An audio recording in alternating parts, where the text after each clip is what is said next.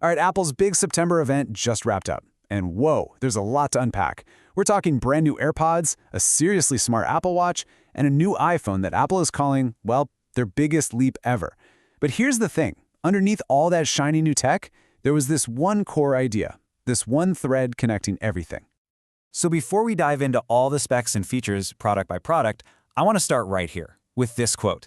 This one line from maybe the most surprising announcement of the whole day, it really captures the entire theme. This is the key to understanding everything else they showed us. And that theme? It all comes down to Apple's design philosophy. You know, that core belief that shaped every single thing they just put on stage. Yeah, Tim Cook said it himself right at the top of the show. For Apple, design isn't just about looks, how it looks or feels in your hand. It's about how it works.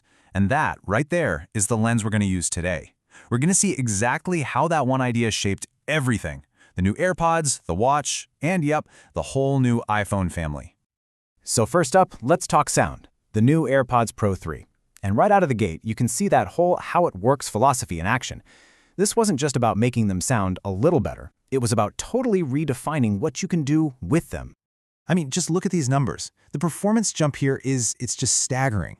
The last AirPods Pro, they were already seen as the best in the business for noise cancellation. Well, the new ones are up to twice as effective. And if you're coming from the original Pros, we're talking 4 times more effective. This is not some small yearly update. This is a massive leap forward in how these things work to just create your own little bubble of silence wherever you are. And again, it's not just about blocking sound out. It's about what you can do with sound. Take this new live translation feature. This is a perfect example of designing for how something works. It's meant to be totally seamless, right? You just do a simple gesture, you hear the translation right in your ear, and your phone shows what you're saying to the other person. It's this elegant design solution to a huge, very human problem, not speaking the same language. And that focus on function, it's everywhere you look with these things. They've basically become a fitness tracker now, with heart rate sensing built right in.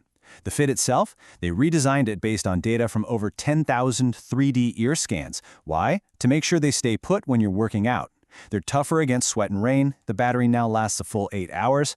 Every single one of these little details is about making them work better for you no matter what you're doing. Okay, moving on from your ears to your wrist. Let's talk Apple Watch. The theme here gets a lot more personal. We're shifting from communication to your health and your safety. And honestly, the updates this year, they really make the watch feel less like a gadget and more like a little guardian, always looking out for you. So, the whole new lineup is clearly laser-focused on health. You've got the SE3, which is finally getting an always-on display. That's a huge get for the entry-level model. Then the main Series 11, and this is a big one, introduces hypertension alerts. And the Ultra 3, it goes even further into the safety zone with satellite connectivity. See?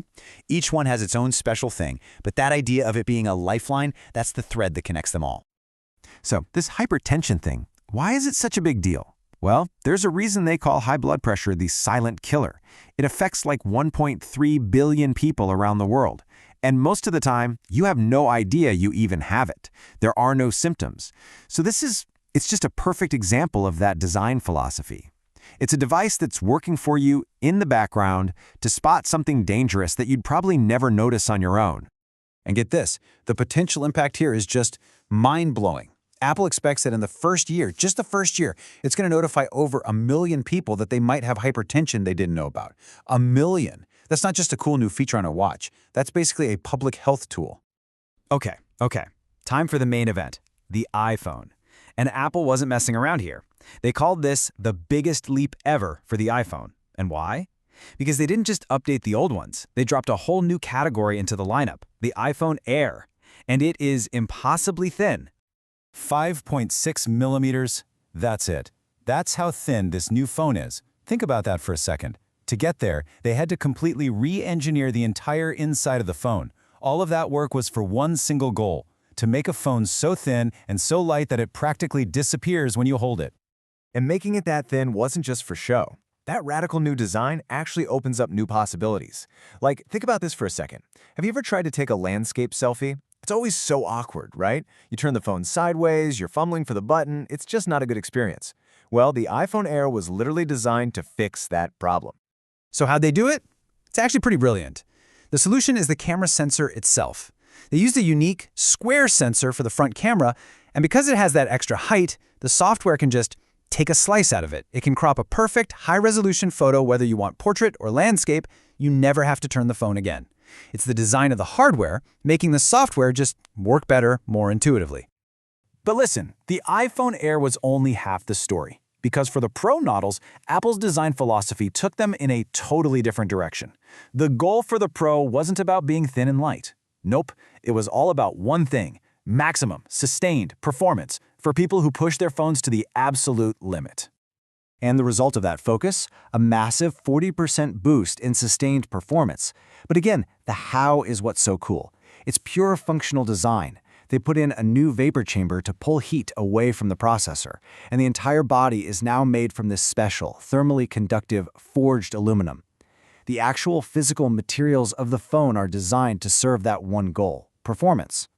And all that extra power unlocks some seriously pro-level tools. We're talking all 3 rear cameras are now 48 megapixels. There's a new 8x optical quality zoom, which is the longest ever on an iPhone. And for the real pros, the filmmakers out there, it now supports ProRes RAW capture and even Genlock. That's a feature that lets them sync up multiple iPhones on a professional set. Just wild. And this is where the whole iPhone story really comes together, right? You have 2 incredible Pro phones, both born from the exact same design philosophy, but with totally different goals. The iPhone Air uses titanium to become almost weightless. The iPhone 17 Pro uses aluminum to become a performance beast. 2 different materials, 2 completely different designs, but both are absolutely obsessed with one thing: how the device works for its intended user. And that brings us right back to where we started. Tim Cook's final words really drove home what this is all about for them. It's this idea that when you really truly obsess over every little detail of how something functions, from the metal it's made of to the software that runs on it, you don't just end up with a new gadget. You can end up with something that has a real, powerful, and profound impact on people's lives. Which, it leaves us with one final big question. We've got AirPods that can translate conversations for us. We've got a watch that can spot a silent health issue. We've got a phone that's a whole movie studio in our pocket. This tech is getting more personal, more proactive than it's ever been. So I guess the question I'll leave you with is, as this design philosophy keeps making our technology smarter and more woven into our lives, where's the line anymore? Where does a device stop and a companion begin?